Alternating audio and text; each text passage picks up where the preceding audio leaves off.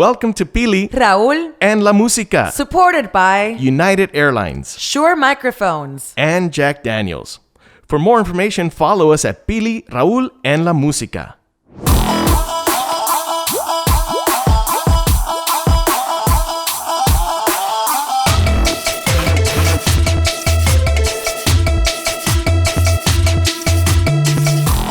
So this band has been playing for over about 25 years. They're going on 25 years. They've won a couple of Grammys. They have been U.S. ambassadors, right? They have their own day. The city of Los Angeles gave them their own day. It's April 23rd. It's Ozomatli Day.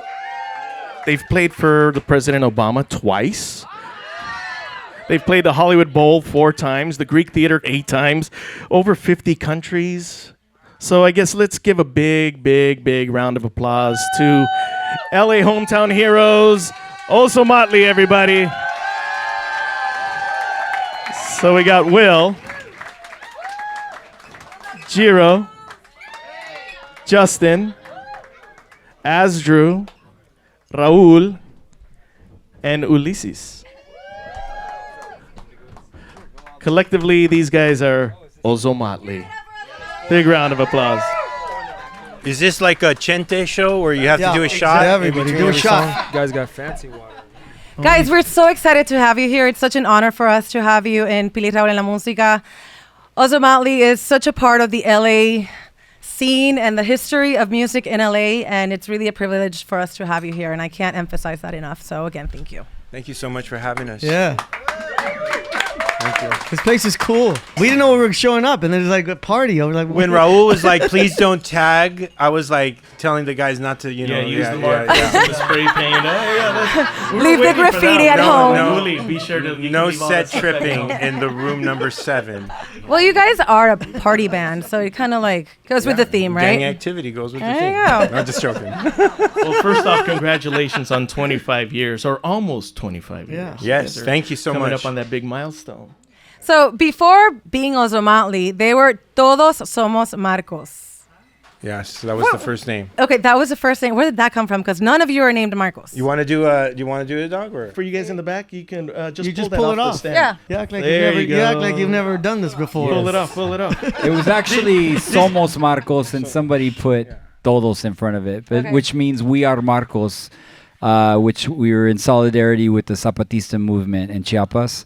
And so, that's when we first got together. We were actually, we came together to raise money for a youth building in LA that was a youth center. It was a center dedicated to arts and inner city youth. And to raise money for that building, all of the musicians came together just to play for free, and we charged $5. And with that money, we paid for linoleum for break dancers, spray paint for artists, drums, bass amp, and you could just come to the center and do whatever you wanted. Because at that time in 1995, there wasn't a lot of places for young people to express themselves in LA. MacArthur Park, which was close to there, was super fucked up. Like there was a lot of drugs there and stuff, and so couldn't really go there. Yeah, we were just trying to bring that to the youth. So then, who was the one who thought about Ozomatli? But Ozomatli is an Aztec character from the Aztec calendar, and it's a little changuito. It's a monkey. It's a little mischievous monkey, which goes very well with who you guys are. But who thought about the name? Our original drummer, Anton, because we were transitioning from Somos Marcos. We were trying to find another name, and he's like, Ozomatli. And we're like, what the fuck is that, I know it is like that too. Ozomalti, Ozomatli, Ozomatli crew. We get it all. That's what you get for naming your band. I think that's my Nahuatl. favorite, Fucking Ozomatli. dead language. My favorite is almost Motley. Or So Motley. That's a good one. So it was our drummer Anton, and he was like, "Yo, Ozomatli, it's the god of dance and all these cool things." It turns out it was his astrological symbol in the day he was born, and we just thought it was super cool. The imagery, the vibe of it being the god of dance, and that was kind of the initial energy where all of us came from different musical backgrounds, and the one thing that unified us all was wanting to get people to dance and enjoy themselves. That was kind of like obviously the message and the politics and all that too, but that was the thing, Right. Well, man, 25 years later and so many albums, I want to go back a little bit to some of those first records. You guys have toured all over the world, and you guys play for so many different types of crowds. What do you guys hear when you guys play and listen to some of those original first songs and recordings? I mean, I the first for me, the first song on the song I love the most on the first record is Olele, because it's a mix of like Afro-Cuban kind of rhythms that people were into. I had heard those songs. I heard people sing those songs. I never played anything like that. And to kind of understand what we were doing was melding maybe a certain style into straight, like kind of like swingy funk style, that we would just mash all that stuff together. And I think for us from the get-go, it was about like, what are you into? Oh, I'm into this. Wow, I don't know what that is. What do I play with that? And then trying to learn something from that so that we can bring it into something maybe that the rest of us were comfortable with. But we were all just bringing ideas. It was a space, and I think the joy of this band was that, especially in the beginning, we could bring in any kind of song and say, hey, let's try this, or let's learn this, or let's see what we could do with it. So a song like that goes from like traditional Afro-Cuban chanting to straight up funk, which for me was like that kind of mix and stuff, is always something that I look forward to playing still. I mean, it's fun.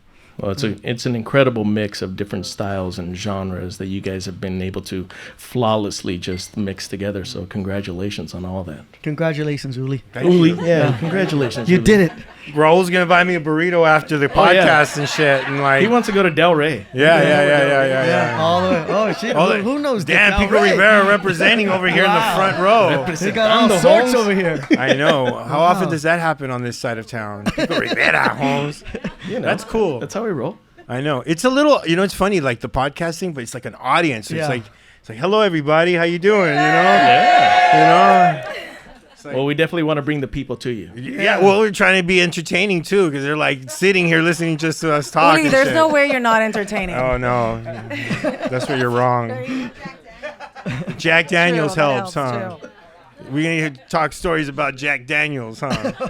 Drinking that shit in the stalls at the Olive Garden in Downey, huh? It's like, ah. Tell us At the more. Quiet Cannon. Let's look at See what you started? Yeah, neighborhood. Music has kept you guys together for almost 25 years, but as you said, what actually brought you together for the first time was social issues. And to this day, talking about social issues is part of the DNA of Ozomatli. However, you guys don't do it in a dogmatic or preachy way. How do you make that happen? I think all of us in one way or another were fans of message music, and music that had message had influenced us quite a bit, whether it be James Brown, Bob Marley, or your Felas, or all the punk bands that that had messages and things like that. And I think we all kind of saw that if there was one thing that we could contribute to things that we felt were important, was our presence and our music. So I think in a lot of ways, it's like, it was always one of those things that when an issue resonated between all of us as a group, is the ones where we kind of like, let's do something for it. And for like a whole year, we were like almost like the house band of you name the cause in LA. And it was like Ozomatli will play for free. Yeah. And it's still kind of like that. And Yeah, well, thank you guys for playing for free. There you go. Yeah. Appreciate that. spoken like a true Angelino. Thank you. It's always funny because like when we play the free shows, it's like everybody comes through. Like ever since that Santa Monica Pier show, it's like it's always been kind of like that. But I think that exactly that, it was always been part of our DNA as a band, especially in the genesis of the creation of the band, and then after that in the evolution, it's like even when we were doing cultural ambassador work, it was like one of our big things was always like we had to like play for the locals and also for free, obviously, and then also visit some sort of community outreach of some sort, whether it was like a music school for kids in India, in Old Delhi, or if it was this, or like an orphanage in South Africa. Like we had to be involved somehow, Right. Well, let's fast forward then a little bit to present day, and I've seen you guys so many times at different venues around town, and even in New York we've shared the stage at Prospect Park. But I saw you guys at the Greek the other day. You guys have a brand new single called Otro Lado. I love the story that you brought up where you started talking about your tío on stage. You guys literally broke down the set, like in the middle of the set. Everybody's partying, dancing, and Uli, you get on stage and you're like, I want to tell you a little bit about my tío, and here's some messages. Explain the way all that came about. Okay, well, the song itself, Otro Lado, which is paired with this other song called Libertad, which we have Charlie Tuna back into the fold, and we have Olmeca on that track. Obviously, it's a reaction to what's been going on, especially with the immigrants and the immigrant situation, and also what we feel is almost like state-sanctioned, state-sponsored child abuse, basically, separation of kids with their families, And it's such a heavy thing that it's like we write a cumbia about it. So kind of it's like almost like a jubilant thing that the song itself has this funky energy. But exactly that. We had to like figure out how are we going to present this song to these crowds with all kinds of different political opinions. So usually like comedy or like making some sort of kind of like sarcastic references. And so I came up with the story about my tío. Is it a true story? No. But no, well, I do have a. Wait, no. Here's the thing. Theater. Hold on a second. I have a tío that was illegal for a long ass time here. Close enough. But that worked. So I used him as like my point of reference of just how, the dynamic of like all the variables that can happen in the human experience. That why people are coming back and forth and what the reasons are. So I just kind of used my tío as kind of like a example. Like the story, I don't know if you guys seen us play live, but the story is I talk about how my tío... Do the bit. The bit, Yeah, okay. By the way, tío is uncle. Uncle, yes. If you've lived in LA, you probably figured that one out. So that's like the thing. It's like my tío, my uncle, is in Mexico, and he had to go over there for family issues, and now he's trying to get back. But obviously, the political climate and everything that's going on is really fucking rough. So what do I do to keep his spirits up? So the joke is that I send him a snippet of a Donald Trump speech where he's like urging the crowd. It was, I guess, a graduation speech to get over that wall.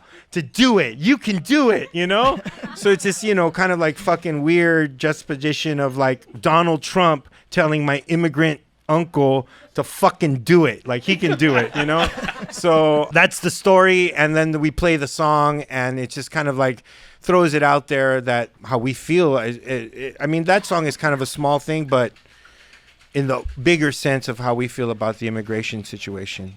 You guys are very much an LA band, and obviously you're very ethnically diverse.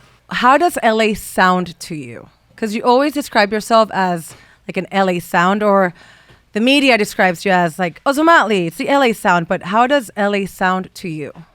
I mean, it's a multicultural city. So for us, I think no matter what neighborhood you grow up in, like I grew up in Boyle Heights and, predominantly Mexican American, but you get outside and you have everything. But also in that community, because it's a modern city, you hear all kinds of stuff no matter what. I mean, so I think for us, it's not like a big deal. Like this is the modern world. It's not a big deal. And the fact that people still think, oh, wow, it's so diverse, or it's so this, or it's so that. Like none of us care. It's irrelevant because our experience is that there's all kinds of people in the city. There's whenever we go to places, there's all kinds of people. And I think for us, there's definitely a segment of society who walks and talks and acts in that realm, which is like, it doesn't matter. Like, and for us, it was like we all had something to learn from one another, and a lot of guys have known each other for a long time. So, one of the things I loved about when we would travel, like representing LA or something, or like the US, we would show up and people would go, what? This ain't the Beach Boys. we were like, this is really how it is. Like, don't, like all this other mythology is kind of, it's not. Raúl was the first cholo in Nepal. Yes, it's in the history that's book. exactly it. The first guy rocking Cortezes. Hey, you want to see the Kathmandu. tattoos? Yeah. And So- I mean, there was a thing where we used to always say like, the sound of Ozomatli is like driving down Sunset and hearing all the different kinds of music coming out of different people's cars.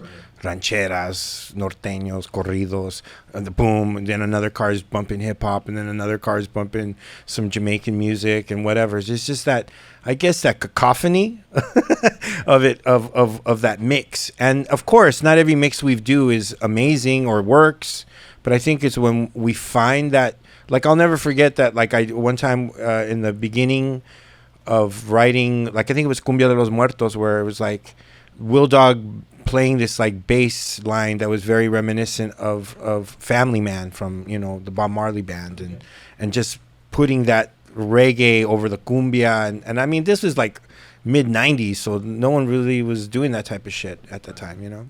Well, it's funny because I was in years back, I was in a record store and I was, you know, buying stuff for the radio show. You know, I was looking for an album, and in the section, in the pop and rock section, you guys were right there. Ozomatli was there, you know, rock, pop, you know, that section. That's just the way they generalize it. But then I needed to go look for a Latin album that I was looking for, Orishas. They didn't have the record, but then there was an Ozomatli record in the Latin section. And then for shits and giggles, I'm all like, well, let me go see the hip hop section. And sure enough, there was an Ozomatli record there too. I was all like, well, what the? And then, you know, and then they have all these vintage records on the wall that are priced really expensive. And there was a 12-inch of Cut Chemist Suite. I guess this rare version that they were charging a shitload of money for. Wow. I'm also, you guys are in every different genre. How do you guys classify Ozomatli? Right now you're scratching a heavy scab here, because you're thinking like check it out, like it's kind of like the plus of Ozomatli, but it's been our curse too. Like, what fucking box do we put these guys in? And that's always happened to us. Like, I'll never forget, like when we were first getting signed and shit, and you know people, this is when labels still gave you money. Wow. So, you know, and that was the thing as a kid, you know, like, we're gonna get fucking signed, bro. And Gary from Capitol Records wants us to do a showcase, private showcase, just for this vato, you know, just for him to see the band. So basically, he was too lazy to go to a fucking club, so he had to bring the club to him, because they were like, bring all your friends. Remember, they were like, bring all your friends, bring everybody. We're gonna fucking feed them and all this shit. And I'll never forget, it was like we were playing, the fucking place was jumping, everybody. The story is, he walked in, watched us for half a song, and was like, I don't get it. Like, who the fuck is, who? Like, he was like, which guy was the front guy? Which guy is this guy? And what style are they? What are they doing? You know, and it's something that is for me, I love it. Yeah, like, what, we're fucking everything. You know, we're roots music, we're people's music, we're all this other things. But especially in certain things like radio, like, it's always been kind of like, who plays us? What, you know, like, it's always been kind of a thing. Raul plays us. Yeah. Raul plays us. KCRW plays him. And I think about 90% of the reason why we do everything for Raul is because he's the one vato that plays us over there in Santa Monica. Thanks, Raul. Just don't say raw. Raul. Yeah. No, we slipped it to Ralph. That's just like, hey, Ralph. You know, Ozomatli holds the record for the most live performances on Morning Becomes Eclectic at KCR. Really? Yes. Did you guys know that? No, I didn't. That's crazy. I knew that. See, he knew This that. Raul knew that. Tocayo. Hey, what's up, brother? Oh, yeah. See, last time Pili had a Tocaya here, you know, Maria del Pilar. Our first room number 7 was with Maria del Pilar, and that's my full name. So I have my Raul. tocaya, and now Raul has his got my tocayo. tocayo. A Tocayo means basically somebody with the same name. So, welcome, Tocayo. Hey. You know, most bands and most musicians sound better on an album than they do live, right? What, you know, when you play an album and then you see them on stage and you're like, ugh, they suck, they're so bad. I feel like also, you guys sound great on albums, but I feel like you guys are a band to see live. Oh, okay, good. Because I was about to, but you guys suck live. You guys I was are all like amazing preparing live. myself for You're fucking. Like, Pili, where are you going with this? No, that's good. What are your challenges, like when you're in the studio versus challenges when you're on stage? It's the same thing. I mean, we're like a bunch of different dudes, and we're trying to get along and get together and keep it together. And like, everyone's different. It's like, we're brothers, we're a family. We've been together so long. It's the same thing. It's like, you know, can we just agree on a thing? Disagreeing? And it's a process for us. But I think for us, like, regardless of like some of the things you were referencing. It's like, it's always been important for us to be ourselves, you know, whatever that means. And at any time in our life, it's different. What we're into is different. But it really is about like supporting one another. I know it sounds corny and stuff, but for us, it's what it is. It's like we always refer to each other as, you know, to make decisions. And I think that's why we're still a band after like, after this long. So I think that when we're working like that, it really is about, you know, just trying to work it out and make something that we could be proud of. You know? Well, the live performance is super just fun. There's people dancing. There's smiles on everybody's faces. What makes the Ozomatli performance so infectious? I think overall, even though we play music from all over the world, it's still either music that moves you or that you move to. So it's danceable music. I mean, you can't call us a dance band, but it'd be weird if you're one of the shows and you don't dance. You'll be that one vato that doesn't dance, and that's boring. And I'm a guy that I hate. I'm always in the back of the club. You know, I don't like dancing because I suck at it. I know real dancers. But that's why they put me in the back, because they don't want me to start, because I'll start going on tangents about different things.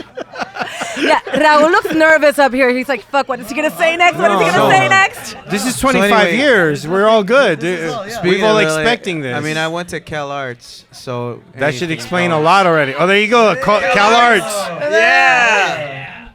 Yeah, see, so if you went to Cal Arts, you know that's why I'm not on the microphone, because anything can happen. How's it going out there, everybody? You Guys having a good time? You guys They're having alive, some they're Jack alive. Daniels? Yo, I got to tell you, the Cut Chemist Sour is dang tasty. It's good, right? It's Did very, you guys very notice? similar to his personality. there you Nice and sour. I don't know if you guys noticed, but if you go to the drink menu, they're all titles of songs from Ozomatli. So, yeah, Jack Daniels went all the way, and they made their Where's the own menu? drinks based on their songs. I'm just curious. What's the Cumbia de los Muertos drink? Did They you don't make have one for that them? one. I don't think. No wonder. It's because of me, huh? Yes. Yes. How many people remember those shows way back in the day when I was... Yeah. You guys remember when everybody found out what my favorite drink was and it was all over the stage? Because I don't remember. Oh, yeah. Illegal intern days. Illegal intern. I don't remember days. that. Yes. Actually, now that you ask, you know, if any of you have been to an Ozomatli show, I have to say that as soon as we sent out the invitation for tonight, you have no idea how many emails we got back saying, "Oh my God, I love Ozomatli. Oh my God, Ozomatli reminds me of this. Oh my God, Ozomatli." Like, They're not just here for the drinks? no, they're not. Oh, dang. Thank you, everybody. They're You guys not. are awesome. Dang. And on a Thursday and shit. Dang. I mean, how we roll. it's pretty That's amazing. dope. Thank you, everybody. So almost It's a blessing. 25 Blessing. Hashtag blessings. almost 25 years. Is there still a song that you guys listen to from Ozomatli that you are still kind of discovering? You know, when you hear a song and you're like, I've heard this song 300 times, but every time I hear it, I discover something new or it speaks to me differently. Is there an Ozomatli song that still does that to you? What? You're going to talk? What? I don't know exactly what he's talking about, but I've been the percussionist for this band for maybe 21 of those 25 years, and in the last 3 or 4 years, I took over the drum chair position, which is a completely different responsibility. Like playing percussion, you're kind of up here. Playing drums, you're like the foundation of everything, and so I've had to relearn all the songs, or actually just learn all the songs on another instrument. And so it's been an interesting journey. Man, it's all of them for me, because I have to learn the details of every single song over again. Well, it just seems like you've been doing it forever, man. We watch the shows now. It's like you're sitting at home and you're just so comfortable back there, being that backbone of the band. So, congrats. Thanks for noticing. Of course. Yeah. You know what? Because it's playing with these guys. I've been playing with them for 25 years, and I don't always get Well, not even recognition. It's just I don't get necessary feedback. I get if I play a mistake, I then you hear it. absolutely feel it, and that's okay. I accept that. I accept that responsibility. But if you play amazing, you don't get like a pat on the back, like you were amazing today. No. Generally not. But it's okay. I'm not complaining. He's just doing his job. None of us get a pat on the back for doing our job. Just play the fucking part right. Everybody. Who makes the most mistakes? We all make plenty. Yeah, everybody makes mistakes. Everybody makes a lot of mistakes. Wow. That's all right. You can say that. No, he was putting little rabbit ears behind you. And say the real stuff about everybody. Yeah, I mean, that's just a common thing, though. I mean, after 25 years, it's like people... And the other thing is, everybody will make his mistake, but it's what you do after the mistake that pulls it off. Keep smiling. Yeah, because sometimes, like, I'm guilty of it. Like, someone makes a mistake, and it's like if someone just shit in my shoe, you know? It's like, what? Like, it's obvious that it's bumming me out, you know, physically. And it's like someone, like, the other day, Raul ran up to me and Will Dog and is like, just fucking let it go. Just fucking let it go. Like, you know, like Meaning what? Like, just let the moment go. The mistake. Just let it go. There's an audience there. They probably, most of 99% of them didn't even fucking realize it was a mistake. Right. But you did, you know. It's kind of the same way of, like, you know, when you're playing for a crowd and everybody's fucking having a good time. Oh yeah. And there'll be that one guy that's like, fuck you. And all of a sudden, it's like so fucked up psychologically, because then all of a sudden I focus on this person. I should be focusing on the thousands of other people that are having a good time, but now I'm focusing on him. So we had this really funny experience just the other day up in Bend, Oregon, and there was this lady that was like, no, she was just like giving us the stink eye and just fucking talking shit. And me and Will Dog, we kind of love that. We kind of like, yeah, we feed off that. Like, yeah, she hates us. Yeah. like, yeah. And then it almost let us down when she started enjoying herself. But you know what? We have some old school trauma from being hated. Yes, you know, so I think that's where it stems from. When, like, on our first tour, our first like national tour was the Warped Tour. And so we were up there playing, salsa and fucking hip hop. And there's like people that, I don't know, there were kids that think they're hardcore, I guess, whatever, in front of us, like all over the country. And every day, especially like when we went through the South, there'd be like 5 people total in front of us, like, fuck you, get your green cards and shit, you know, and just like yelling at us. So, and then directly after that, we went on tour opening up for Offspring. The band Offspring, and then we had like 5,000 people saying "fuck you, boo, boo" all night. So like, and we made it through that shit, except for Buffalo, New York. I don't know why, but what happened in Buffalo, New York? They fucking loved us. I don't know why. That one fucking cold ass place, you know, and they loved us. And so we have this, like, I think just inherent trauma from those tours, you know, like.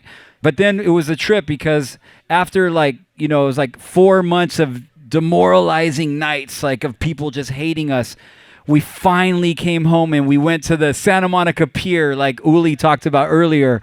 And we roll up in a van and there was like 10,000 people like waiting for us, you know, and it was like we came home. Yeah. And it just felt so nice to be back, you know, and accepted, you know. And so I think, back then we were like, what's wrong with us, you know, but now we're like, what's wrong with you, like, you're tripping, you know. So but yeah, we just like to be liked. So I think it stems from the trauma, you know, of like, that's why we focus on that one person that's like, fuck you in totally. The back. Yeah, but I love that because you're like accepting the challenge, like, I'm gonna win you over. Try. Or you just accept their hate and just like bathe in it, like, yeah, you fucking hate this, cool. You know? Let me play you some more. But then it's you know, like, you know, just like Will Dog said, but it's like one of those things. Like, there was one particular show, Philadelphia. Oh yeah. 90s, right? And it was the whole Mumia Abu Jamal thing. It was very sensitive because especially in that city, it went down. We dedicate a song to him. The fucking place just goes completely ape shit. Like, fuck these guys. Like, put it to you like this. Even the security was like, yeah, fuck these guys. Go throw shit at them.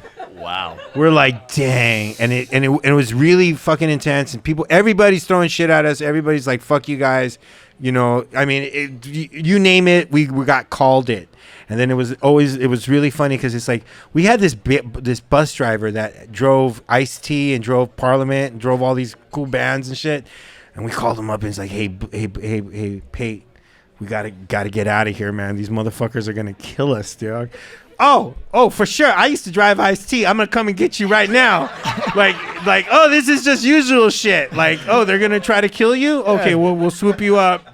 Nothing new. Yeah, nothing new for him. And maybe it was that kind of thing, you know, like where, you know, because exactly that. We want to always present ourselves as like giving ourselves completely to the audience, you know.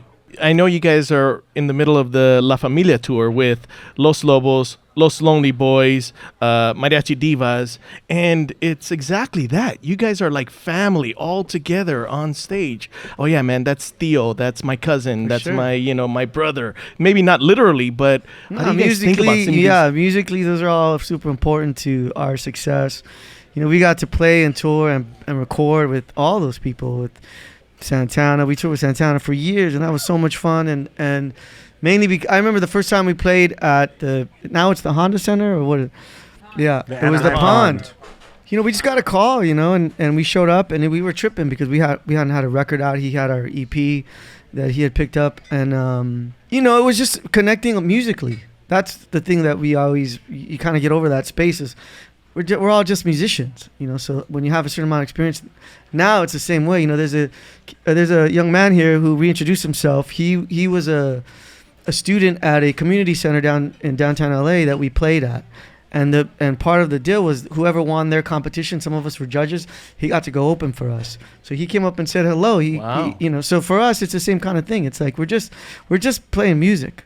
And for us, that space is sacred and it's fun and it's enjoyable, but it's safe. You know, it's safe. And when you're together like that, it's really just exchanging, learning.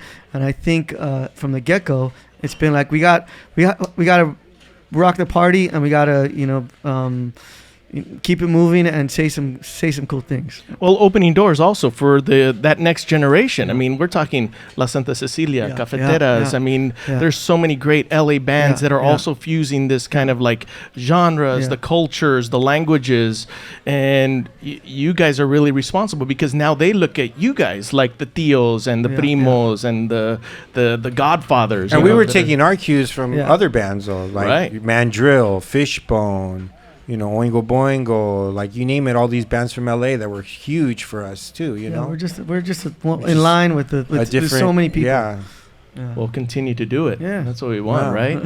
So what's next? What would be next for Ozomatli? We have a bunch of shows coming up. We're always on the road, and it's been interesting year this year because we went back to Cuba after 20 years. We were there. It was actually our first trip as a band outside of the country.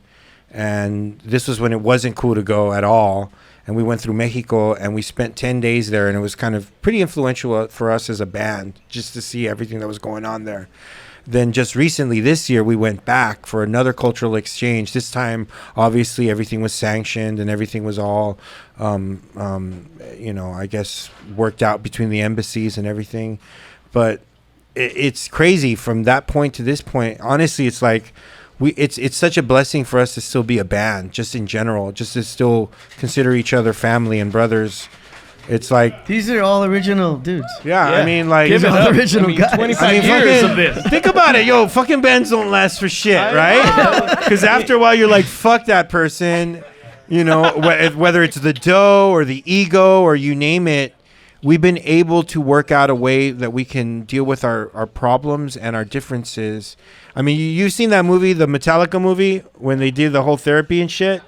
Like, we were doing that shit way, way back, where we actually had, somebody, figure out ways to communicate with each other. Because we were all, like, just crazy fucks from, like, 20-year-olds starting, not knowing how to deal with each other's shit, Well, man, 25 years, and you guys had people come in and out of the band and then back with the band. Yeah. It's like, how did you guys overcome some of those challenges? I mean, once you're in this band, you're in this band. And if you leave overtime, if there's some bad blood overtime, it all gets put away, you know, and then you see each other and it's all good. So I think for us, that's kind of the way we live. And anytime we run into people who've been, has ever contributed to this band, it's super important that we recognize. There's a lot of people from managers, from, you know, all these people who work for you in different ways that have allowed us to still be here. So I think, you know, we're just the guys doing the music, but if any of you are in a band or in the music business, it takes so much more.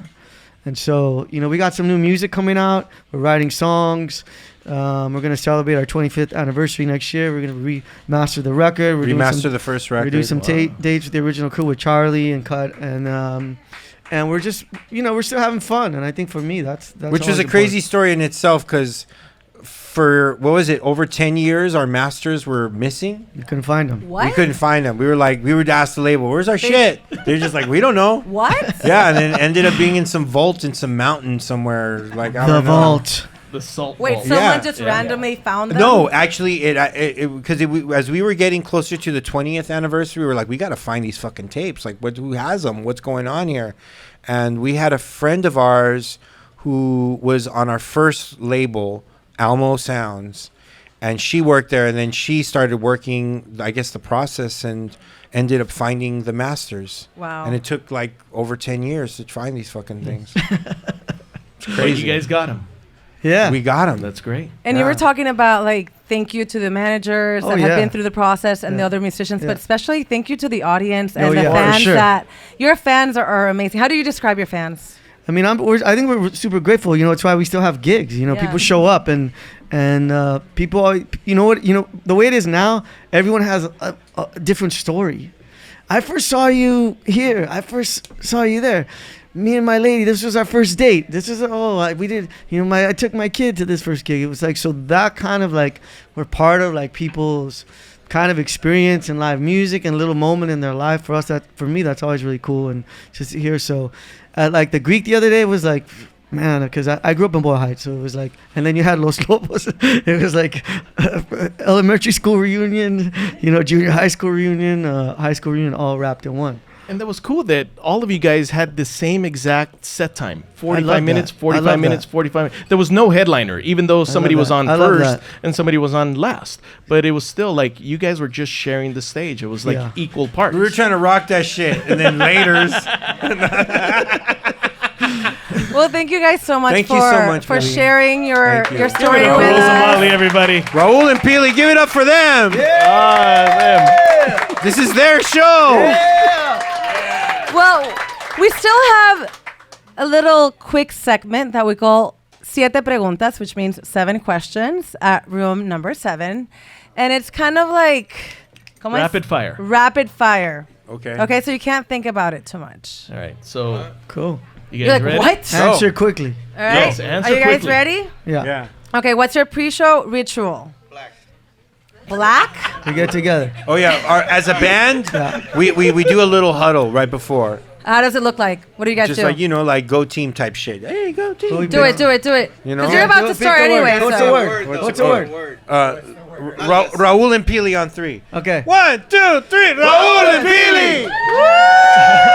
Love it. I've actually seen that. Been fortunate enough to be backstage and see that happen. Not with those names, but see you Oh, guys yeah. actually It's get a little ready to dirtier. go on stage. So that's awesome. Cool. All right, next one. If you weren't a musician, what would you be? Go down the line real quick. A writer. Broke. He says broke. Broke. That's like the same thing as a musician. It'd be the same. Justin, we haven't heard Justin He's- on the mic he's yet. Grab the Justin. mic. What would you be? Go. Soccer player. Okay. Man, I'd probably still be a teacher, but maybe retired by now. I would be a teacher's aide. Uli? Marihuanero, profesional way. That's what you're doing now. That's what I you're know. Getting, you're getting paid for But that. I'm saying enter the industry somehow. I don't know. What was the first album you bought? First album bought. Go. Pink Floyd, The Wall. Woo. London Calling. Yes. The Clash. Public Enemy? Okay. The Fat Boys. Hey, you don't have to call me names. Why are you calling me names? No, I love the Fat Boys. I was hoping somebody... As a kid, You I guys think know I what the bought, Fat Boys are? Of course, the Fat Boys are back. The Fat Boys are back. The B-52's Planet Claire 45, I think. That's what I bought. One of the first records on it. It was Pretender's first record. Yeah. Ooh, nice. All right. Whatever. Musical crush and why? Musical crush and why? And it could be a guy too. Oh, right No now, offense, like yeah. it's You're welcome. Bambino, who's a guitarist from Northern Africa. Yeah. At first, when I heard about him, I just saw it on YouTube, and then it was like he was like in the middle of his hometown Niger, in the middle of North Africa, the desert, rocking this riff. It sounded like Black Sabbath, but like everybody is there in the crowd. Bambino, Bambino! And I'm just like this whole mix of everything, and I got to hang out with him after that. I searched him and hung out with him, and he just wanted to smoke a joint, and it was cool. Yeah. Really? Musical crush. I would say Susie from Susie and the Banshees. Because, growing up goth is kind of rough in L.A. You know, you're wearing black and it's summer. It's hot as fuck. And that was my scene. And you got to kind of dedicate yourself, put that in there. And that's that look. I always thought she was just gorgeous, and the music obviously is amazing too. Astro? Uh-oh, the giggle. No, it's nice. It's a tie between. I mean, when I was a teenager, so between. No, talking about the first one, right? Yes. Not all the other ones. Not all the other ones. It was between Sade and Gloria Estefan because, That's a good mix. Yeah. I just, the voices, the dances, and I remember I had this magazine. It wasn't like Gloria Estefan ever did a centerfold or nothing, but I was like, órale, Gloria. Jay? Eddie Palmieri.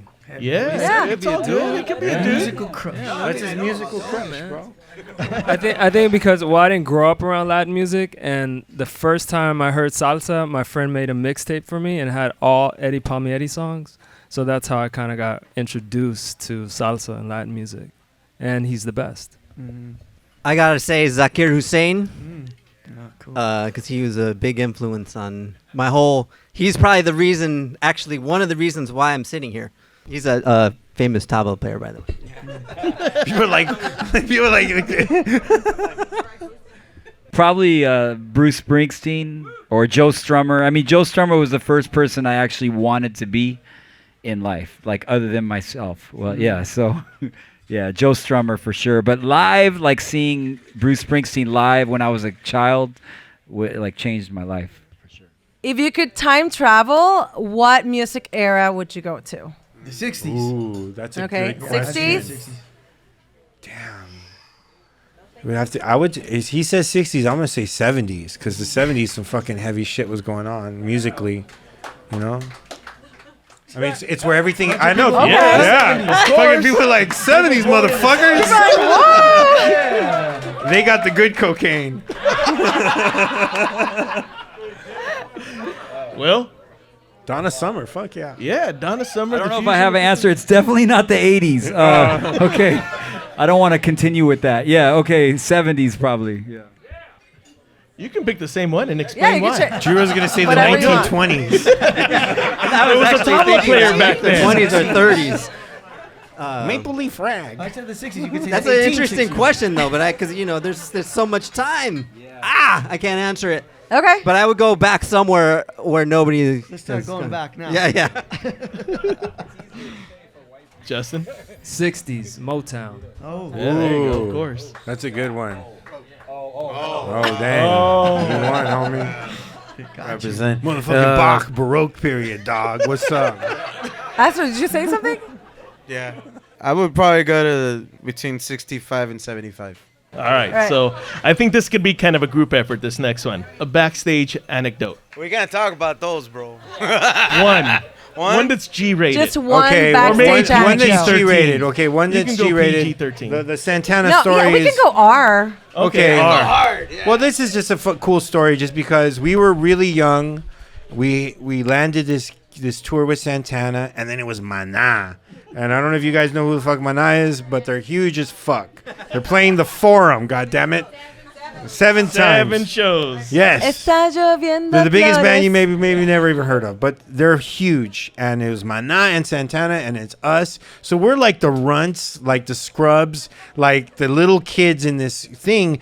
And we kind of had that energy too, where we're just like, yo, we're loving being here. This is amazing. So we would do these after show parties in the back where we would bring an amplifier and plug a, back in the day, like a CD player, and just start busting jams, and everyone just start partying. And then, obviously invite people from outside in to party with us. And then it was funny because we'd be like in there, then you'd see like some of the Santana band would look in like, what the fuck are these guys doing? Oh, cool. Big It's a old party in band. there. So next thing you know, it's like everybody's in there and everybody's having a great time. And I'll never forget, we were like, I think it was that one thing about good music, When it hits you, feel no pain. Santana fucking runs to the boombox and shuts off the music. And at that point, anybody does that, you're kind of like, what the fuck? But it's Santana, so you're ready for some deep shit, And then he starts going into this story about when the political crisis that was going on in Jamaica, and he did that show, and he had gotten shot right before, and how, I guess, medicinal music is, and how when it hits you, you feel no pain. Okay, so he went through this fucking tirade of really, really long. Maybe it's because he's kind of one of those guys when he kind of likes to gets talk. high, Yeah, he talks a lot. Everybody has that friend. But since it's Santana, you're not going to tell him to shut the fuck up. Because he's telling you dope shit. He's telling you like, yo, man, I was kicking it with Hendrix. And then you're not going to fucking say shut up. You're going to be like, dude, tell me more, please. Tell me more, please. And he was going on and on and on about this Bob Marley thing. And at the end of the thing, it's like the whole room stopped and listened to this story. And it was interesting, kind of like just this, boom, this moment of, partying. And then he just felt the need to tell us this. And we were just obviously just as receptive. We weren't just like, shut the fuck up, Dad. No, but we were really like, fuck, please tell us, Carlos, por favor. So that was like one of the backstage stories of that tour, What year was that? Do you remember what year that 1998. 1998. Way back when. Way back then. That's such a good story. And that was the thing, because we've always been that kind of band that like opens for people, And we would always be that kind of thing where it's like we did this Lenny Kravitz tour, and we would always there would be this part of the show where there was this one song that had this horn line. Was it Mama Said? See, it's ingrained in our subconscious forever. That was it's the a good cue. story when they're back behind you. They go, oh yeah, this is a good That's one. the This is a good one." cue He's saying that a we good would one. go into his room and fucking jack all his writer shit because he had like fancy cheeses and like Shrimp, good shit. Shrimp. Like fucking Whole Foods, Trader Joe's shit. And we're like getting food for less shit. And we're walking in there jacking. But it was funny because no matter where you were, you could be like listening, you could be backstage, you could be in the bus. Yeah, you hear could the be music? like, you heard that cue, you heard that song, you knew that he had maybe 3 songs left, and that was the time that we had to go in there and fucking raid his shit. That's a good story. And then It's because of Lenny's staff. When that happened on that song, his whole staff had to be on stage, Yes. like they're tending to him. Like, are you okay, Lenny? Okay. So that was the time where we took the opportunity to go into his room and just we're fucked up. boom. We got a box. We got it on videotape still. Yo. Just like boxes, just throwing this shit. Will And Dog then- used to get the Lenny Kravitz backstage pass, shit. all access patch. Straight up. Go to Kinko's.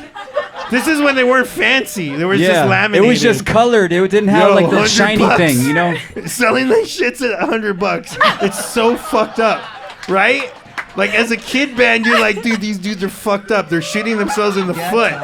You guys are dumb. Survival of But the that was fittest. us. That was Yeah. our mentality. Always on the hustle. We were stupid hustling. Oh my god, that is awesome. Survival of the fittest right there. That Yo, was but awesome. Dave Matthews, There's a lot of stories. yo, Dave Matthews passes are worth more. Just letting you know. Yes. Okay, lastly, we need one Yeah, yeah, volunteer yeah, from the yeah. audience. We Or- just need someone with 7 seconds on their phone. Can you put 7 Yeah, seconds somebody on your with a phone? timer on their Oh, phone. we're still doing the We're- quick one One more. more. Seventh one. Last one. Not bad. Last one. Last one. What's All your right, biggest hit? Just like, what's your biggest hit? what's We the don't big- got none. Oh Yeah, yeah, you you do. do. Come on, yeah, you do. Just think of one. Of our Yeah, I would yeah. say Cumbia. Cumbia de los Muertos. Okay. Cumbia de Muertos. all right, all right, Okay. all right, Okay. You're gonna have 7 seconds to sing Cumbia de los Muertos as fast as you can. Okay. 3, 2, 1, go. Cumbia, cumbia, cumbia, cumbia, cumbia, cumbia, cumbia, cumbia, cumbia. That was horrible. It was horrible. We're not good at the speed. We're not good at speed. Yeah. That was 6 seconds of Yeah. horrible. So we're opening it up to you guys. Anybody has a question for Ozomatli? Over here. Okay, so who met who first, and how'd you guys get started? Where'd you get started? Yeah, it was Uli and Justin. Were you guys the first to meet? Were you at John Burroughs? Junior high school at John Burroughs. I think you were like 14. All right. First of all, I'd like to say thank you for having us here, Raul and Pili. Great time. And Jack Daniels. Oh, cool. I think everybody's having a great time. One of my questions is, longtime Ozomatli fan, one of my favorite things you guys do is you guys go into the crowd at the end of the show and celebrate. One, whose idea was that? And has there ever been any problems with any venues or people that you partied with? Was that Justin's or? Yeah, so the story of that was Uli and a couple other original members that are no longer in the band used to be in a band called Yeska, which was a ska band. And so Ozomatli was opening for that band, who Uli was in both bands. And so we were opening for them at the Viper Room, I believe. And we were opening, we had like 4, every Sunday in 1 month we played. And the first Sunday, they like totally kicked our ass, right? That band. And so the next week, I was like thinking, I was just calling people like, yo, but I wasn't calling Uli because he was in both bands. I was like, yo, we got to fuck that band up next week. Like, we got to kill him. And so then I called Justin, and I made these like shirts that my homeboy Chuvez like made that said Chronic on the front and had this like Egyptian design. And so I made that for everybody. Like, and then I called Justin in the back, and he said, oh, we should do the samba line coming in. So we actually, when we started, we came in through the crowd. And then it was like maybe like a year later that we started. Everyone started like expecting us to be in the back of the room when we started because we did it so much. So then we stopped it and just did it at the end. Yeah, and we've had some, the second question was, do we have any problems with venues? I mean, yeah, we've had problems with just like tripped out security guards and shit, but nothing like too. Oh, there was a riot at Loyola school with all these cops and shit, but it wasn't, I don't know. It wasn't. Oh, right. And we got arrested. Actually, Jiro and I got arrested in Austin once for doing it. But yeah, so other than that, no problems. Well, hopefully you guys could do that tonight to show the other people that haven't been here. Oh, no, So you got to we're- pay for that. No, that's only when you buy a ticket do you get that Yeah, experience. that costs extra. Sorry, That costs yeah. extra for Ozomatli. That's not, none of the free shows do that, yeah. Sorry. So I interviewed you guys like 20 years ago, back in LATV days. So it's been a while, and I noticed a lot of you have wedding rings now, and a lot of you, I'm sure, have families. So I'm just curious how everything's changed in like 2 decades, and now being family men and going on the road, and how you guys balance all that. I'm not married, so I'm not the person to answer that. So why are you answering that? Everybody else is. I don't know. It's that. I mean, I think it was harder like back in the day. I've only been married, I better know this, 6 years now. So like now we only tour. I guess I averaged it out. It's like 3 weekends a month. So actually life is pretty chill. You know, I don't know. It's not that, it's actually better than it used to be. So, when my kid was growing up, like I missed her like first steps and shit like that.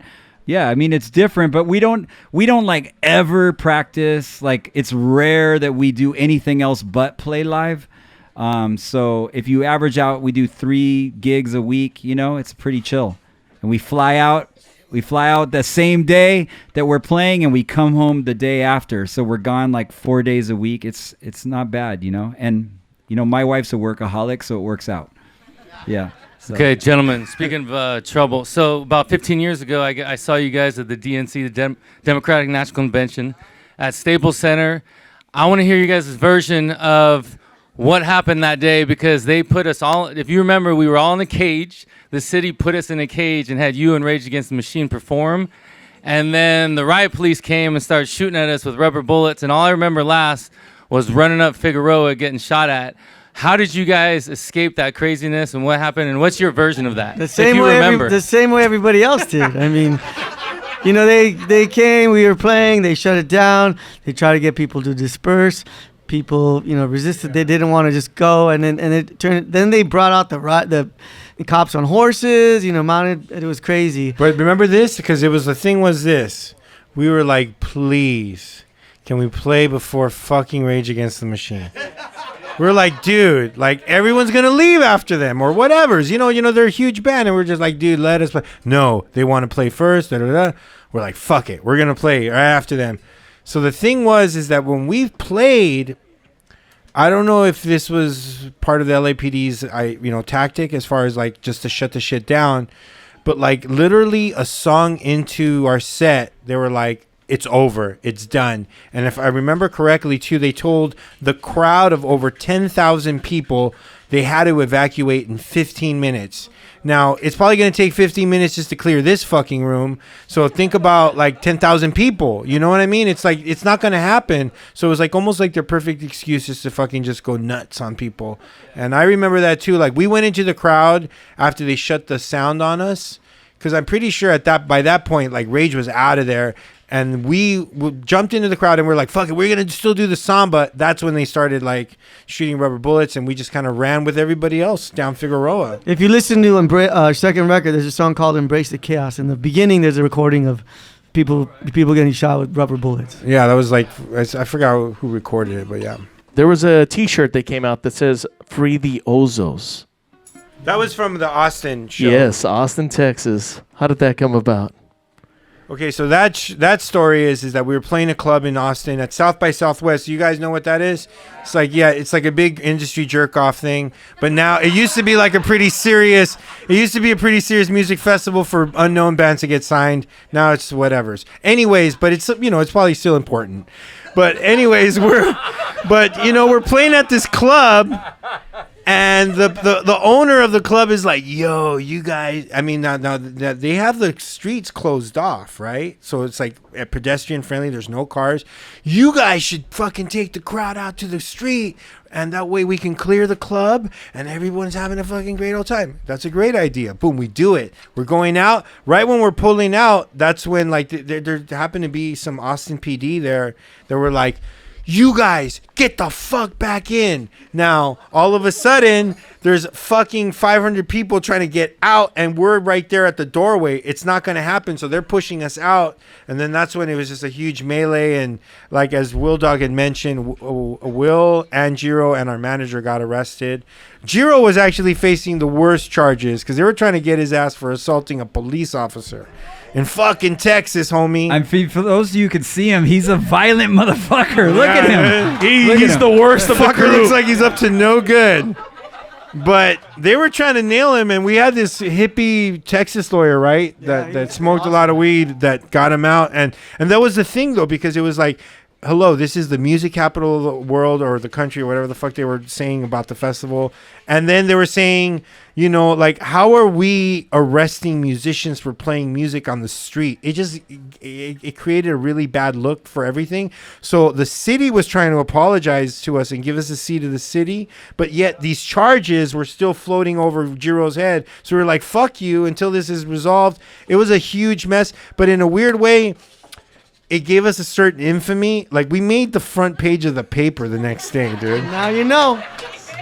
Like, so it was crazy. Is it any publicity is good publicity? I guess so, but but we had press conferences. People were like, we made those shirts. Will Dog made those shirts. Or I forgot who made the shirts, but we gave those shirts to all the, what do they call the pedicabs? Those dudes on the bikes that we gave all, like, fuck it, you're gonna ever advertise for us, and everybody was like, to this day, people still remember that, Jiro took a heavy one, dude. Imagine doing time in Texas. All right, everybody. Once again, thank you for supporting Pili, Raúl, and La Musica right here, Room No. 7 in Vivo. Thank you. So once again, Awesome Ozomatli, everybody. Audience, thank you.